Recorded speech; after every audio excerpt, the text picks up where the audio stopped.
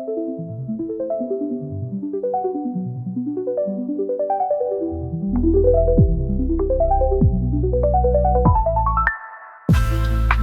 quand ça date, le podcast.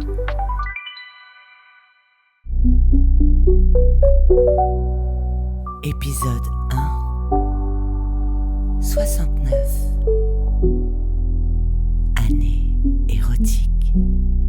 Chers auditeurs, bonsoir. C'est avec joie que je vous souhaite la bienvenue dans ce tout nouveau podcast De quand ça date, un concept qui, je l'espère, vous fera revivre les grandes heures de notre histoire contemporaine. Sans plus m'attarder, ce premier numéro qui nous emmène sur les pas de l'année 1969. Quoi de neuf ?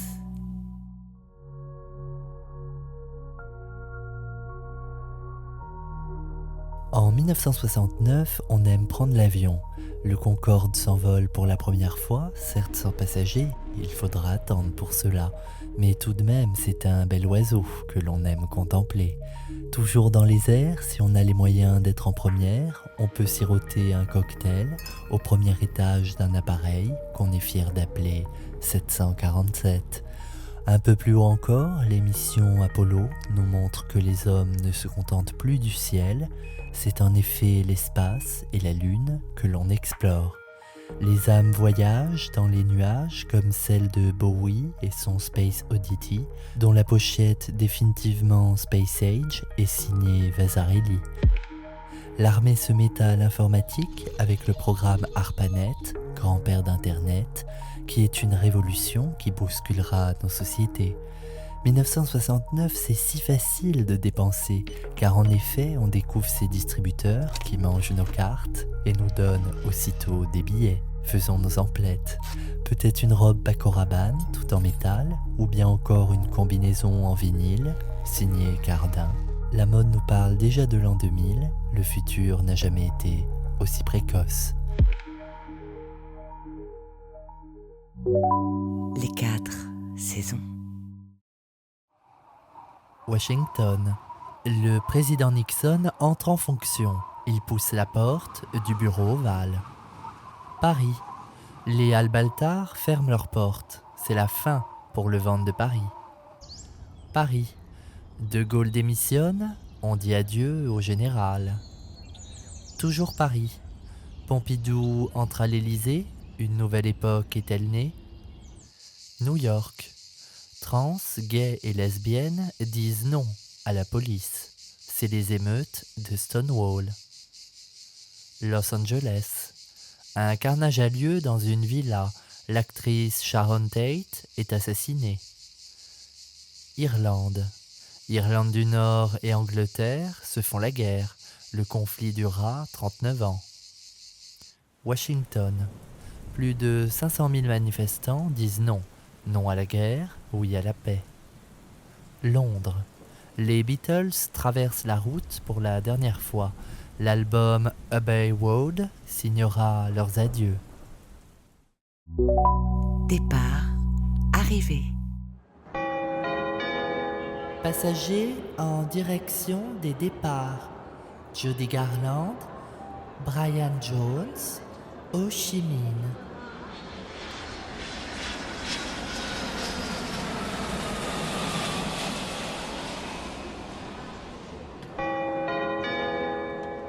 Passagers en provenance des arrivées. Laurent Delahousse, Jennifer Lopez, MC Solar.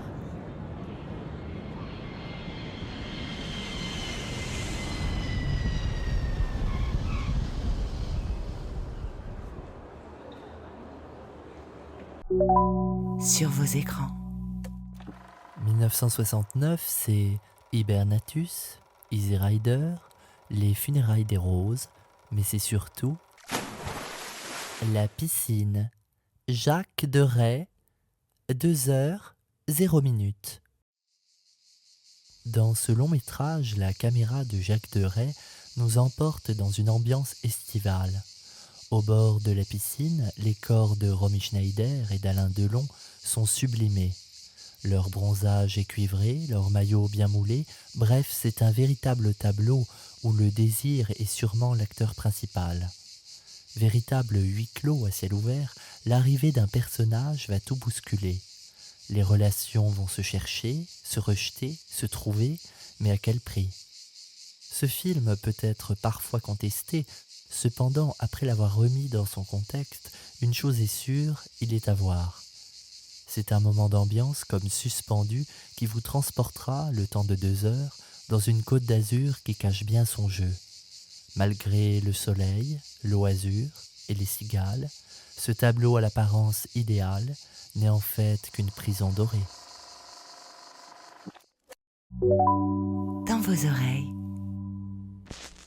1969 est sans aucun doute définitivement érotique. En effet, cette image ne peut être aussi bien illustrée que par une nouvelle artiste émergente. Elle a une frange, un accent anglais bien présent. Je parle bien sûr de Jane Birkin, qui, sur les paroles de Serge Gainsbourg, nous chante tout simplement 69, année érotique. Ces paroles explicites font écho au courant hippie et de libération sexuelle qui est alors à son apogée.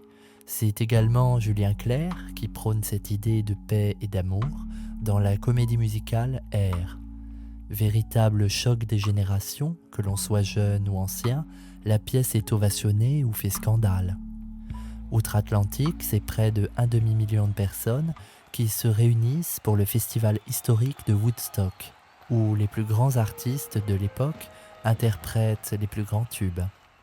Un coup de cœur que je vous propose, c'est le titre Ball and Chain, interprété par Janis Joplin, qui, durant presque 10 minutes, crie, au précipice de sa vie, toutes ses émotions dans cette performance unique. L'instant. Par Charles Le Doiron.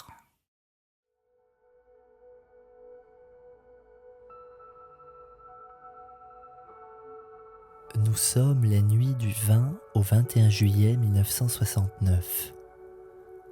À 380 000 km de la Terre, l'humanité s'apprête à vivre un moment historique. Dans l'immensité de l'espace, rien, le silence, mis à part un bruit sourd.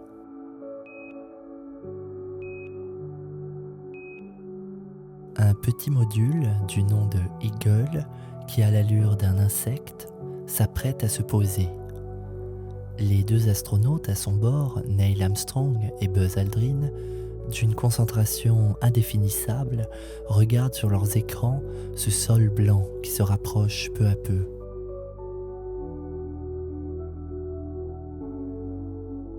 La tâche est extrêmement périlleuse car le droit à l'erreur ne peut exister. En effet, il se trouve à 700 mètres du sol et il ne reste que 2 minutes de carburant. Chaque manœuvre est décisive, car le module est si fragile et ses pieds sont si frêles qu'ils sont tout juste suffisants pour soutenir son poids dans la faible pesanteur. On est bien loin de la fusée Apollo, haute de 110 mètres de haut, qui décolla triomphalement en Floride quelques jours plus tôt.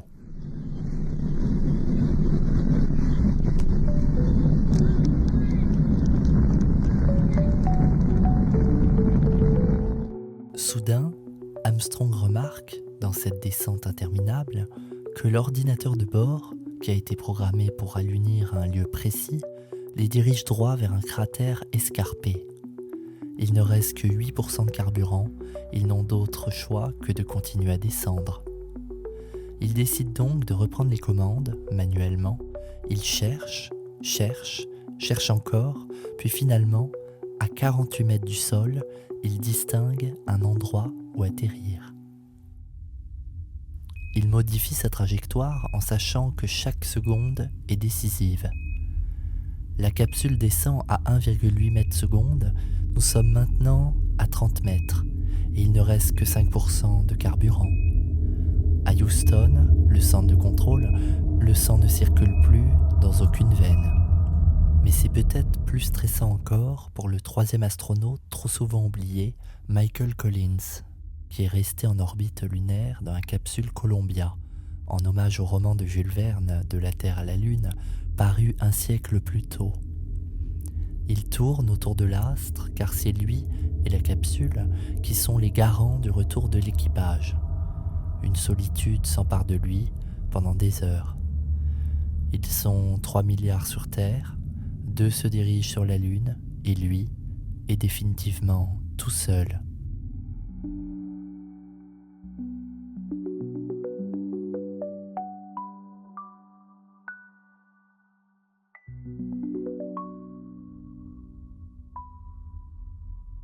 Le module s'apprête à se poser.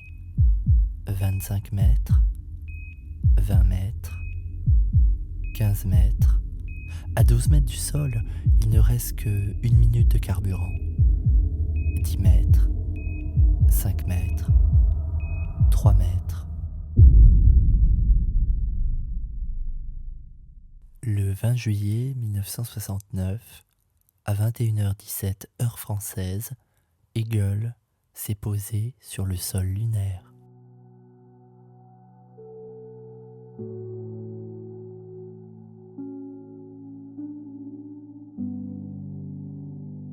Après une dépressurisation du module, les 2 astronautes revêtent leurs scaphandres pour se préparer à la sortie.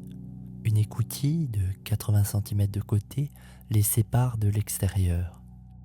Armstrong enclenche la poignée. Une lumière blanche presque aveuglante s'empare du vaisseau. Sa vision le regagne et l'astronaute sort la tête. Il découvre un paysage hostile, inerte et immensément vide. Houston, je suis sur la plateforme. Armstrong n'a plus qu'à descendre l'échelle. Il est tout près du but. Il n'a que 9 petites marches à descendre.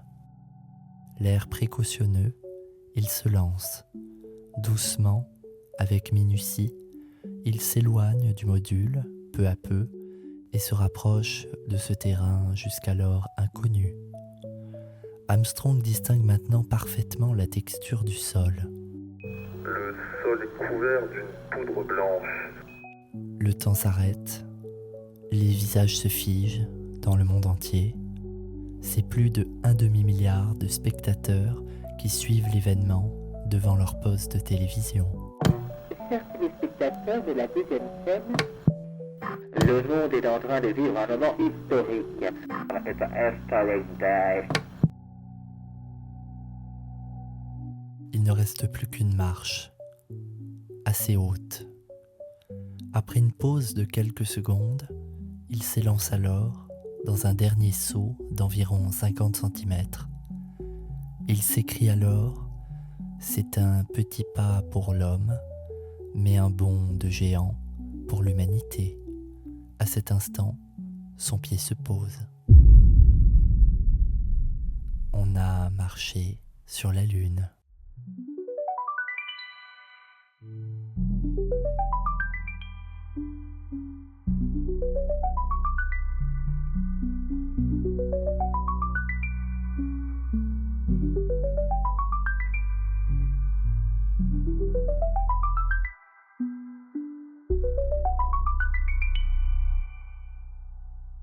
69 s'achève sous le signe de la liberté et de l'évasion. Entre revendications, progrès techniques et libération, une chose est sûre, la décennie se conclut par cette année haute en couleurs. Place à la jeunesse et à l'insouciance.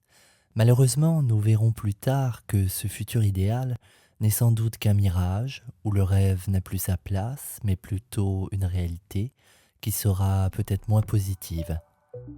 Enfin, ceci est une autre histoire. Celle-ci se conclut ainsi, alors si on vous demande de quand ça date, vous répondrez 1969. De quand ça date ? Un podcast conçu, écrit et réalisé par Charles Ledoiran. Couleur vocale, Stéphanie Roch.